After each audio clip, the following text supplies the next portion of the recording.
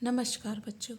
प्रश्न पत्र भारतीय राजनीतिक विचारक से संबंधित इस वीडियो में हम स्वामी दयानंद सरस्वती के धार्मिक विचारों का अध्ययन करेंगे।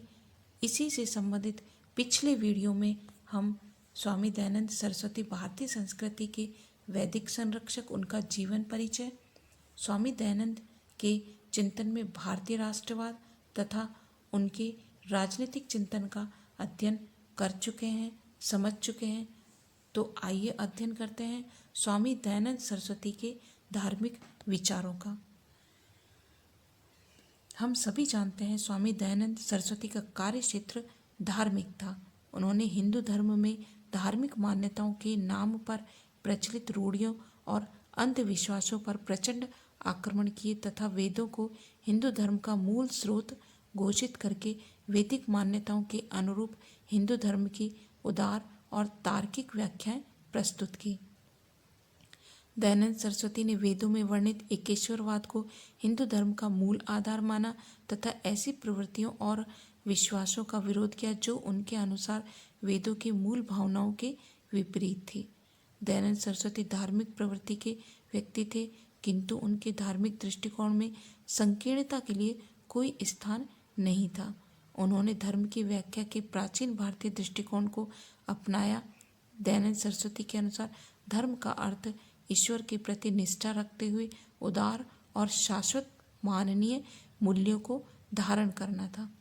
दयानंद सरस्वती ने धर्म को आचरण की ऐसी निष्ठा के रूप में व्यक्त किया जो व्यक्ति को सत्य और न्याय के प्रति समर्पित बनाती है तथा उनमें अन्याय और असत्य का दृढ़तापूर्वक विरोध करने का साहस उत्पन्न करती है। दयानंद सरस्वती के अनुसार वेदों ने मनुष्य को आचरण के उन नैतिक मूल्यों का संदेश दिया है कि जिनके प्रति समर्पित रहकर व्यक्ति धर्मनिष्ठ व्यवहार कर सकता है। स्वामी दयानंद ने जीवन के प्रति मनुष्य के मर्यादित और संतुलित दृष्टिकोण को धर्म की संज्ञा दी। स्वामी दयानंद सरस्वती की ईश्वर में अक्षुण्ण निष्ठा थी। वे प्रत्येक सांसारिक पदार्थ और विषय के मूल में परमेश्वर की सत्ता को स्वीकार करते थे। स्वामी दयानंद सरस्वती एकेश्वरवादी थे। उनके अनुसार ईश्वर के नाम भले ही अनेक हो, किंतु ईश्वर अनेक नहीं हो सकते। उन्होंने घोषित किया कि वेदों ने ईश्वर को अद्वितीय अर्थात एक ही बताया है तथा दूसरा ईश्वर होने का निषेध किया है। उनके अनुसार वह ब्रह्म सर्वत्र व्यापक है और उसका कोई आकार नहीं है। एकेश्वरवाद तथा ईश्वर के निराकार स्वरूप में सहज आस्था के कारण दयानंद ने हिंदू धर्म में प्रचलित बहुदेववाद और अवतारवाद आदि का घोर विरोध किया तथा इन्हें वेद विरुद्ध, अप्रामाणिक व विकृत प्रवृत्तियां माना। उनके एकेश्वरवाद का एक अन्य मौलिक पक्ष यह था कि उन्होंने ईश्वर के आध्यात्मिक स्वरूप और उसके एकत्व में आस्था व्यक्त करते हुए भी केवल ब्रह्मा को आदि और शाश्वत सत्ता मानकर लौकिक विषयों का निषेध नहीं किया। दयानंद की आस्था ईश्वर के निराकार स्वरूप में थी। वे मूर्ति पूजा के स्वाभाविक विरोधी थे। दयानंद सरस्वती के अनुसार मूर्ति पूजा वेद विरुद्ध है तथा इसका कोई प्रमाणिक और तार्किक आधार नहीं है। मूर्ति पूजा की निरर्थकता का प्रतिपादन करते हुए उन्होंने कहा कि सर्वव्यापी और समस्त जड़ चेतन का सृजन करने वाले ईश्वर के स्वरूप को एक पाषाण की मूर्ति तक सीमित मान लेना ईश्वर के अस्तित्व की सर्वव्यापकता को नकारने के समान है।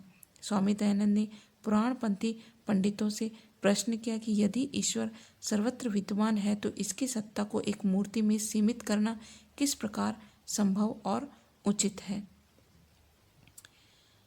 उन्होंने कहा, परमेश्वर निराकार व सर्वव्यापक है, अतः इसकी मूर्ति हो ही नहीं सकती।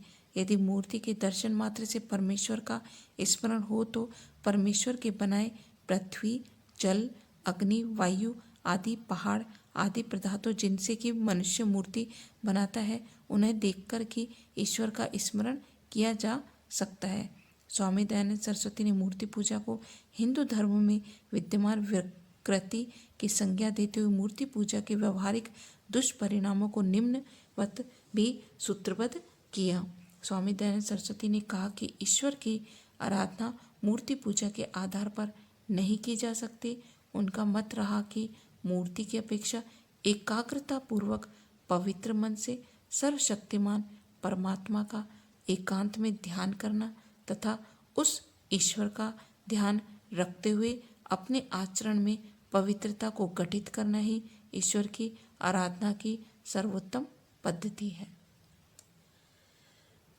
स्वामी दयानंद सरस्वती ने ईसाई, इस्लाम, जैन व बौद्ध धर्म की मान्यताओं की समीक्षा की और इन धर्मों की दुर्बलताओं पर प्रहार किए। अन्य धर्मों की समीक्षा के प्रति दयानंद का दृष्टिकोण पूर्वाग्रह या दुर्भावना से प्रेरित नहीं था। अपने ग्रंथ सत्यार्थ प्रकाश की भूमिका में उन्होंने यह स्पष्ट शब्दों में घोषित किया कि विभिन्न धर्मों की समीक्षा के पीछे उनका मंतव्य किसी मतावलंबी को दुख पहुंचाना या उस मत को क्षति पहुंचाना नहीं है जिनका उन्होंने दावा किया कि उनका सत्यार्थ प्रकाश विरोधी मतों के प्रति पूर्वाग्रहों से मुक्त है। उन्होंने कहा कि यदि उनका दृष्टिकोण पक्षतापूर्ण होता तो वे हिंदू धर्म की प्रचलित मान्यताओं का विरोध करने की अपेक्षा उन्हीं का प्रसार करने लगते। उन्होंने जैन, बौद्ध, चार्वाक मतों की अनेक विसंगतियों का उजागर किया। उस समय इस्लाम और ईसाई मत के प्रचारकों द्वारा हिंदू धर्म के विरुद्ध की जा रही आलोचना और प्रहारों का उन्होंने तीखा उत्तर दिया। सत्यार्थ प्रकाश में उन्होंने मुसलमानों के धर्म ग्रंथ कुरान तथा ईसाइयों के धर्म ग्रंथ बाइबल के आधार पर इन धर्मों की मूल मान्यताओं की अनेक असंगतियों व दुर्बलताओं को उजागर किया।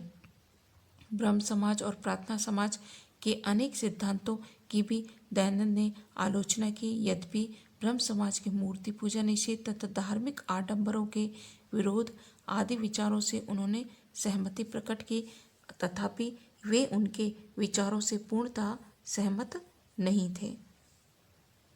उन्होंने ब्रह्म समाज व प्रार्थना समाज के अनुयायियों की मुख्यतः इस बात के लिए आलोचना की कि वे भारतीय संस्कृति के गौरव से विमुख हैं तथा पश्चिमी सभ्यता और संस्कृति के प्रति आकर्षण और प्रशंसा का भाव रखते हैं।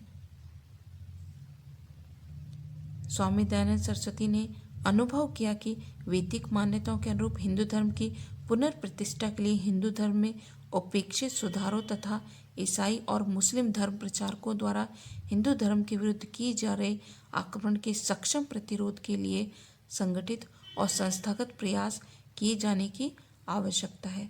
धार्मिक सुधारों के लिए संगठित प्रयास करने के लिए उन्होंने आर्य समाज की स्थापना की।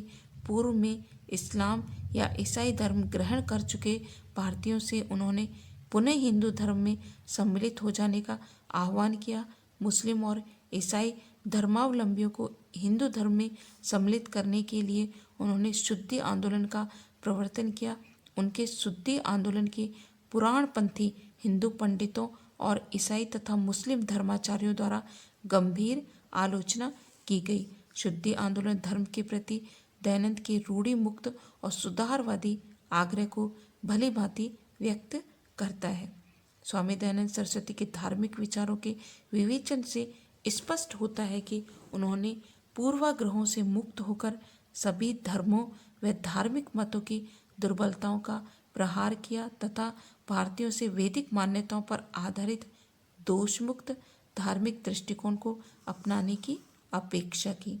स्वामी दयानंद सरस्वती ने अन्य धर्मावलंबियों के प्रति विद्वेष का प्रचार नहीं किया, अपितु यह भली भांति स्पष्ट किया कि अन्य धर्मों की आलोचना का उनका उद्देश्य केवल सत्यान्वेषण करना है।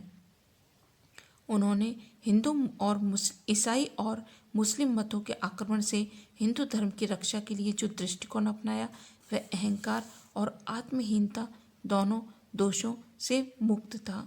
उन्होंने विश्वासपूर्वक वैदिक मान्यताओं की श्रेष्ठता का प्रतिपादन किया और अन्य धार्मिक मतों में विद्यमान असंगतियों का विवेचन किया। अध्ययन विषय यहीं समाप्त करते हुए